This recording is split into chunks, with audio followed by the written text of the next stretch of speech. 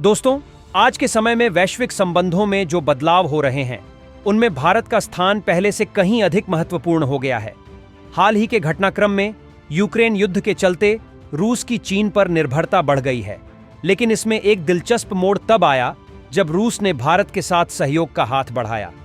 खासकर ऐसे समय पर जब पश्चिमी देशों ने रूस पर कई तरह के प्रतिबंध लगाए हुए हैं, भारत ने न सिर्फ रूस से तेल खरीदा बल्कि उससे बड़ी दोस्ती निभाई है। आज हम आपको बताने जा रहे हैं कि कैसे रूस ने चीन को साइड करते हुए भारत को एक बड़े प्रोजेक्ट में शामिल किया और क्यों यह भारत के लिए गर्व की बात है। तो दोस्तों, अगर आप भी भारत रूस के इस नए रिश्ते के बारे में जानना चाहते हैं तो इस वीडियो को अंत तक देखें, और अगर आपको हमारी मेहनत पसंद आए तो वीडियो को लाइक और चैनल को सब्सक्राइब जरूर करें। भारत और रूस का नया सहयोग। रूस ने हाल ही में भारत को अपने सबसे महत्वपूर्ण सहयोगियों में से एक मानते हुए एक बहुत बड़े प्रोजेक्ट में शामिल करने का फैसला किया है। यह प्रोजेक्ट है state of the art non nuclear ice breaker का निर्माण, जिसे पहले चीन के साथ मिलकर बनाया जाना था, लेकिन अब रूस ने चीन को पीछे छोड़कर भारत का साथ चुना है। यह एक बहुत बड़ी उपलब्धि है, क्योंकि यह परियोजना न केवल रूस के लिए महत्वपूर्ण है बल्कि आर्कटिक क्षेत्र में भारत की भूमिका को भी और मजबूत करेगा। आर्कटिक में भारत की बढ़ती भूमिका। अब आप सोच रहे होंगे कि आइस ब्रेकर शिप्स का निर्माण क्यों जरूरी है। दरअसल आर्कटिक का समुद्री इलाका साल के लगभग 6 महीने बर्फ से ढका रहता है और वहां से गुजरने वाले जहाजों को इस बर्फ को तोड़कर अपना रास्ता बनाना पड़ता है। इसी काम के लिए आइस ब्रेकर शिप्स का इस्तेमाल किया जाता है। रूस का नॉर्दर्न सी रूट आर्कटिक में स्थित है और यह वैश्विक व्यापार के लिए एक महत्वपूर्ण मार्ग बन सकता है, जिससे उत्तरी यूरोप से एशिया के देशों तक सामान जल्दी पहुंचाया जा सकेगा। रूस चाहता है कि इस रूट से 2030 तक 15 करोड़ टन से अधिक तेल, कोयला और अन्य सामान हर साल भेजा जाए।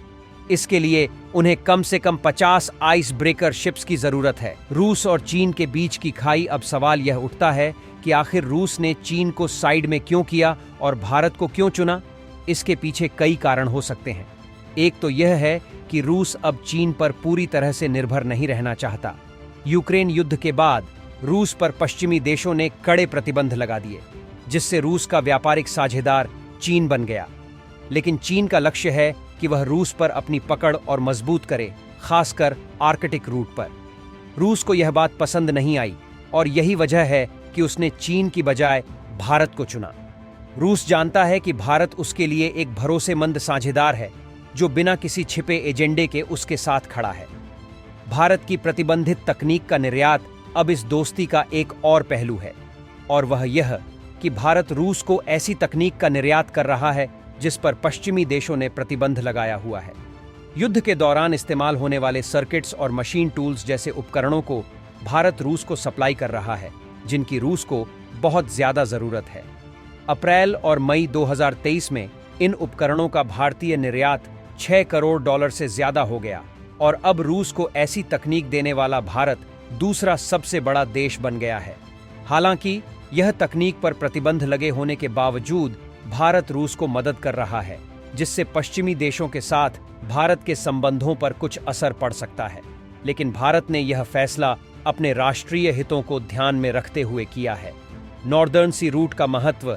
नॉर्दर्न सी रूट की बात करें तो यह रूट व्यापार के लिए एक बदलावकारी मार्ग साबित हो सकता है। स्वेज नहर की तुलना में इस रूट से उत्तरी यूरोप से एशिया तक का सामान बहुत जल्दी पहुंच सकता है। आने वाले समय में इस प्रोजेक्ट से भारत की तकनीकी और नौसैनिक ताकत में और वृद्धि होगी। अगर आप भी इस यात्रा का हिस्सा बनना चाहते हैं तो हमारे चैनल को सब्सक्राइब करें और इस वीडियो को अपने दोस्तों के साथ शेयर करें। जय हिंद, जय भारत।